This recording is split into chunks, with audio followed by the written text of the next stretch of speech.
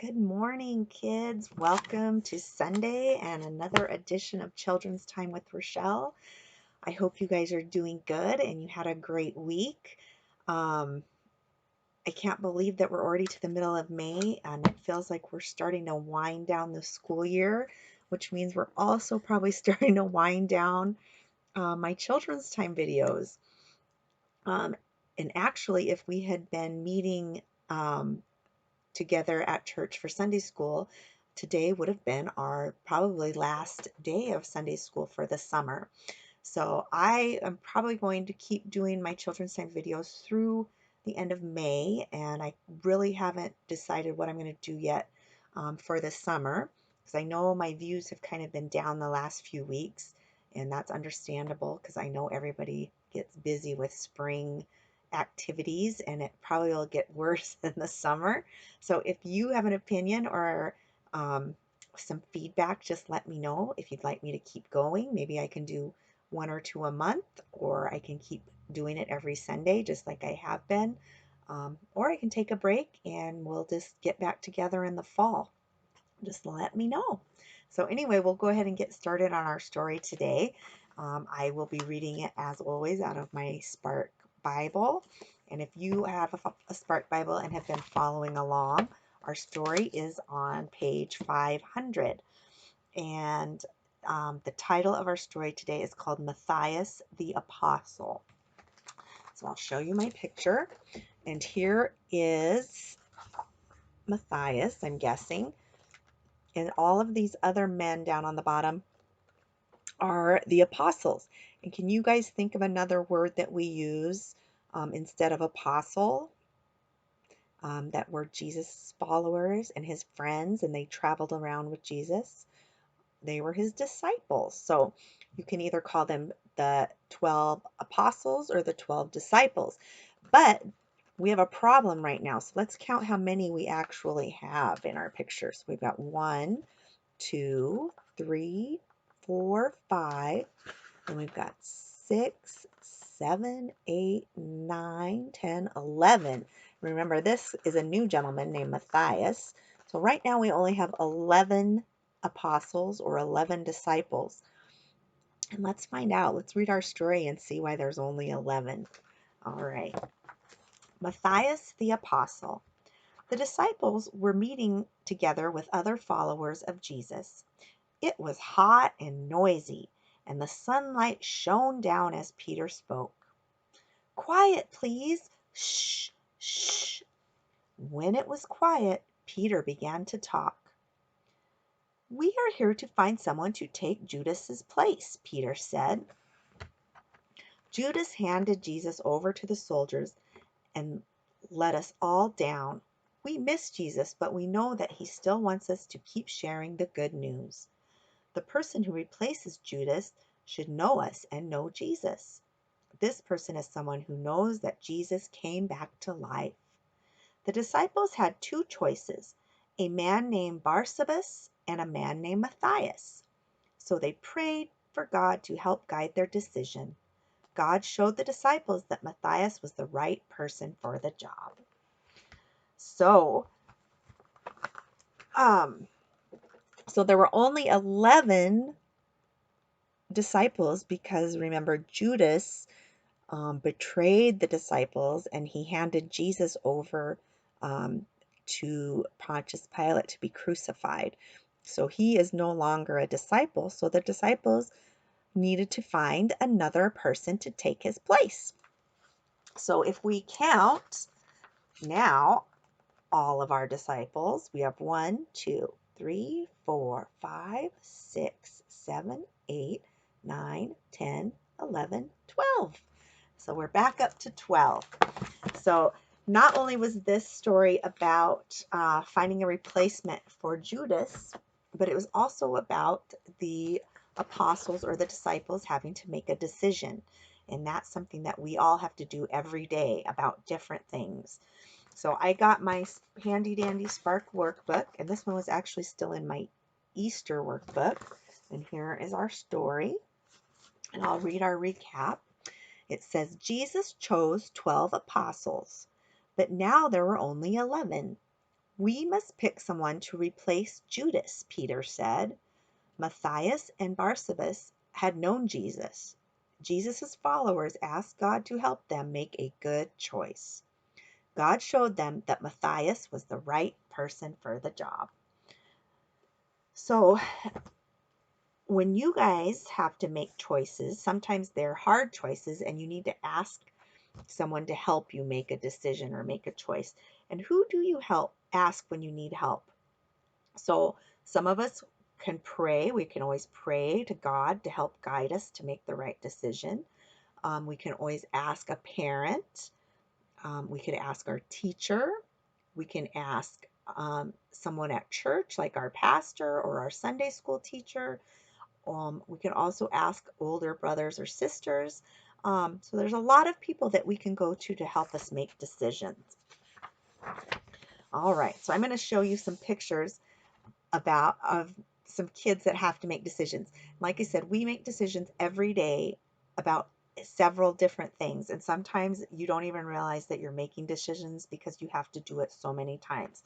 So I just want to show you these pictures just to kind of give you an idea of some of the things that you have to decide on every day.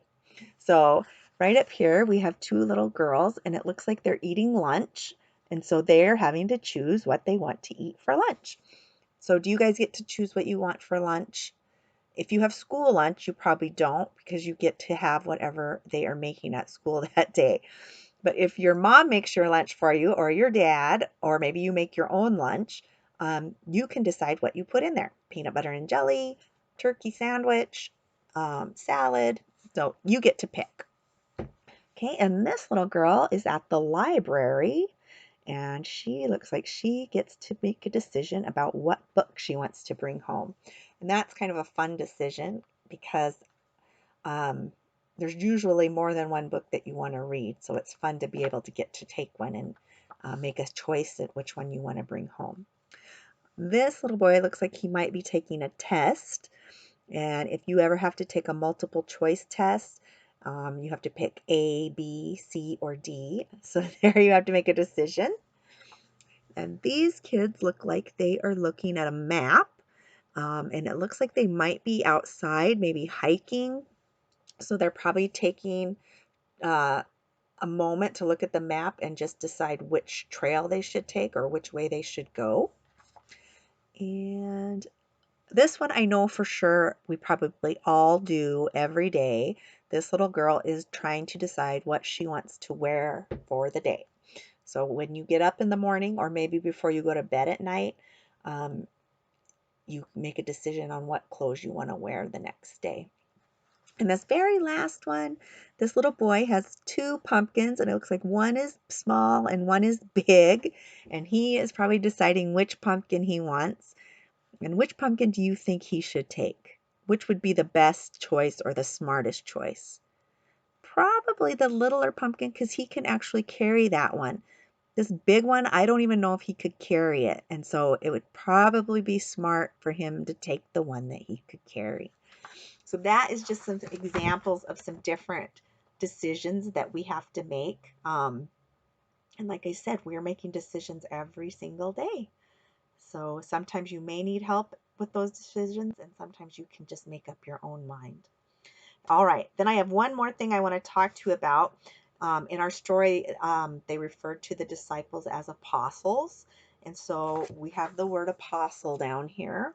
And I just want to talk to you about what that means or where that word came from. So apostle comes from the Greek word apostolos, which means one sent on a mission. The apostles were Jesus' 12 primary disciples with whom Jesus had chosen to share his message. So apostolos means one that is sent on a mission, and Jesus's apostles were actually sent on a mission, and they were sent to be spread out all over the world to spread the good news about Jesus. All right, last thing, and I will let you guys get back to your day.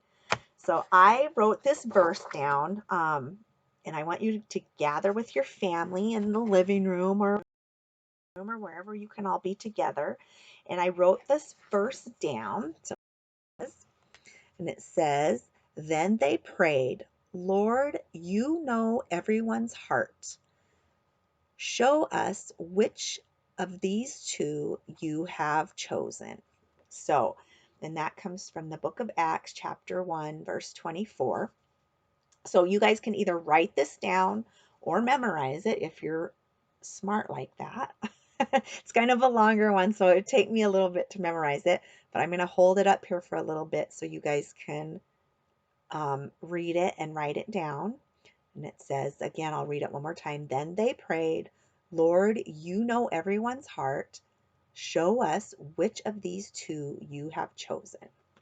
So I want you to take that, like I said, write it down, and then lay the paper in the middle of the table or somewhere where all of you can see it.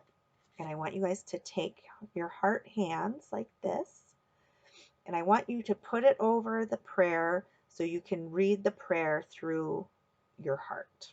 Or you can hold your heart up to your eyes and read it that way too. So maybe I'll do that way because I can see it. Then they prayed, Lord, you know everyone's heart. Show us which of these two you have chosen. Acts chapter 1, verse 24.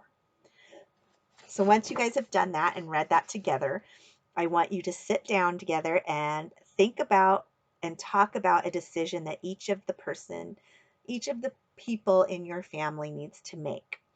Talk about the decision, and then I want you guys to come up with a strategy or talk about how you can help each other make the right choice. So, and it doesn't have to be anything big, like a huge decision. It can be a small decision. You guys can talk about what you want in your lunches tomorrow, or you can talk about what you're going to wear to school tomorrow, or maybe you have some big decisions. We have some seniors that are graduating, and today at church, we are honoring those seniors and giving them their senior quilts. So they have some big decisions that they're going to be making. They're going to be trying to decide where they're going to go to college, or if they're going to go into the military, or if they're going to go into the workforce and get a job, or go to a trade school.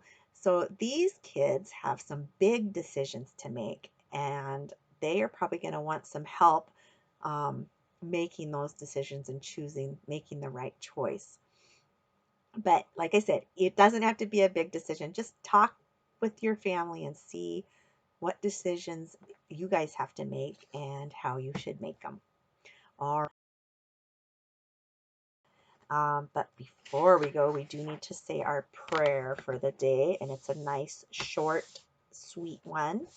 So everybody go ahead and make your praying hands. You can put your hands on your heart, do your heart hands, cross your arms, and just do regular praying hands, or you can do like this. I think I'll do this today. All right. God, you know what is right. Help us make good choices today. Amen. All right, you guys have a good week, and I will see you next time. Bye.